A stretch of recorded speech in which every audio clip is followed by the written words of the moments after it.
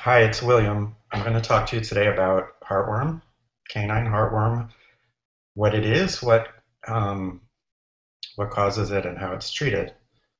So I went to the ASPCA website, and according to the American Society for the Prevention of Cruelty to Animals, between 37 and 47% of U.S. households have a dog, which amounts to 70 to 80 million dogs, pet dogs in the US. Um,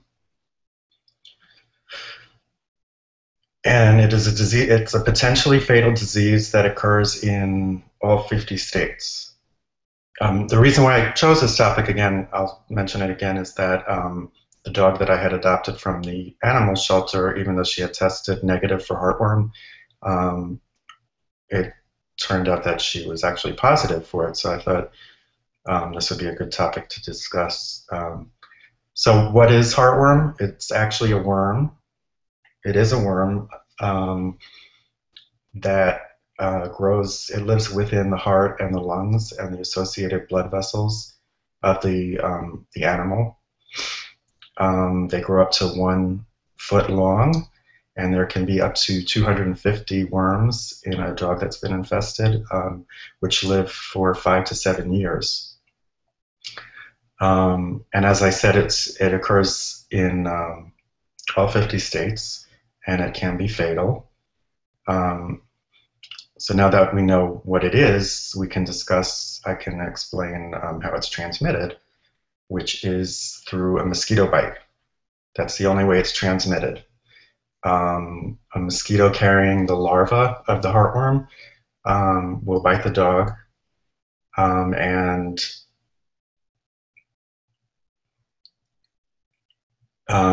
it takes about 6 months for it to grow into an adult heartworm, which is the first time that the dog will test positive.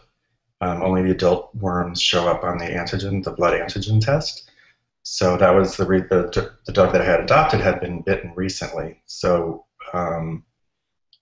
it was actually, by the time they detected it, it was the worm had fully developed. Um, Cannot be transmitted from pet to pet. It can't be transmitted from pet to people. Um, but the best method really is prevention, which is through a monthly tablet. Um,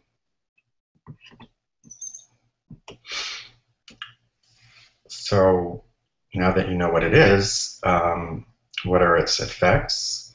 Um, uh, Usually in the early stages, there are no symptoms. As the disease progresses, the dog may cough, become fatigued easily, and lose weight. And in the advanced stages, of course, can result in heart failure. And again, since it's transmitted by a mosquito, um, really wherever in the country there are mosquitoes, you can have heartworm. And now, with climate changes, areas how should I say the breeding season is extended as certain climates get warmer. Um, how is it treated? Well, the best method is prevention, which is, as I said, a monthly tablet given 12 months out of the year. The treatment that I had to give the dog, it's actually an arsenic-based drug. They have modified it so that it's less toxic, but they have to get a series of 3 arsenic-based injections. Um, and the dogs that wind up dying after the treatment are not actually dying due to the heartworm. What happens is as the worm is dying, it breaks up, and it can pass into the heart, into the lungs, and cause a blockage. So during the time of treatment, they have to stay still, like in a crate, like they can't run, they can't play. So really the best method is prevention. Um, Again, I'll just tell that story again. I did have friends for dinner, and I had left a heartworm tablet on the counter um, after the meal.